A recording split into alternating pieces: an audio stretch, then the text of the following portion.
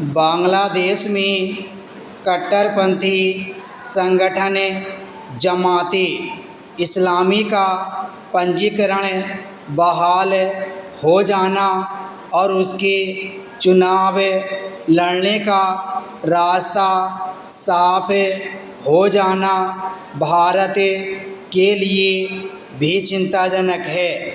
बांग्लादेश में शेख हसीना सरकार के तख्तापलट के बाद से ही एक के बाद एक जो घटनाएं हो रही हैं वे भारत के लिए शुभ संकेत नहीं। बांग्लादेश की कार्यवाहक सरकार केवल पाकिस्तान और चीन से ही अपने संबंध बढ़ाने में ही नहीं लगी हुई है बल्कि अपने यहाँ के कट्टरपंथी तत्वों को बढ़ावा देने में भी लगी हुई है। ताज़ा उदाहरण जमाते इस्लामी का चुनाव लड़ने में सक्षम हो जाना है।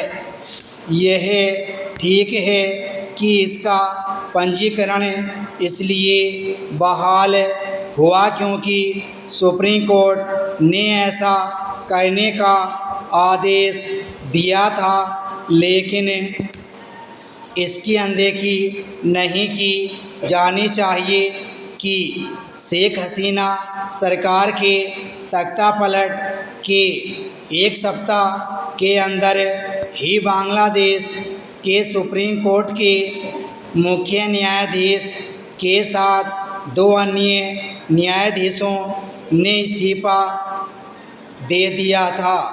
इन्हीं छात्रों के उसी संगठन ने इस्तीफा देने के लिए बाध्य किया था जिनके नेतृत्व में शेख हसीना सरकार के विरुद्ध आंदोलन चला था। स्पष्ट है कि अब वहाँ के सुप्रीम कोर्ट में भी ऐसे न्यायाधीश आ चुके हैं जो कार्यवाहक सरकार की हाँ में हाँ मिलाने के लिए तैयार हैं। तथ्य यह भी है कि छात्रों के आंदोलन में जमाते इस्लामी ने पूरा सहयोग दिया था। यह वही संगठन है जिस पर बांग्लादेश मुक्ति संग्राम के समय पाकिस्तान की मदद करने और मानवता के विरुद्ध अपराध एवं नरसंहार के आरोप लगे थे।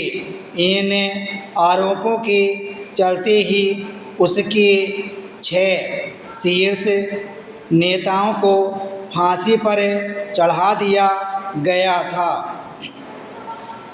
जमाते इस्लामी कितना कट्टरपंथी और जिहादी सोच वाला संगठन है, इसका एक प्रमाण यह भी है कि एक समय जो विपक्षी दल बांग्लादेश नेशनलिस्ट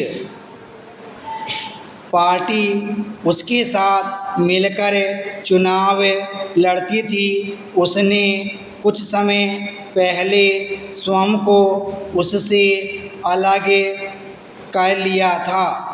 इससे संतुष्ट नहीं हुआ जा सकता कि बांग्लादेश के सेना प्रमुख अंतरिम सरकार के प्रमुख मोहम्मद यूनुस पर शीघ्र चुनाव कराने का दबाव बना रहे हैं, क्योंकि बांग्लादेश में एक के बाद एक कट्टरपंथी और जिहादी सोच वाले संगठनों से प्रतिबंध हटने के साथ आतंकी गतिविधियों में जेल की सज़ा पाए तत्वों को रिहा किया जा रहा है।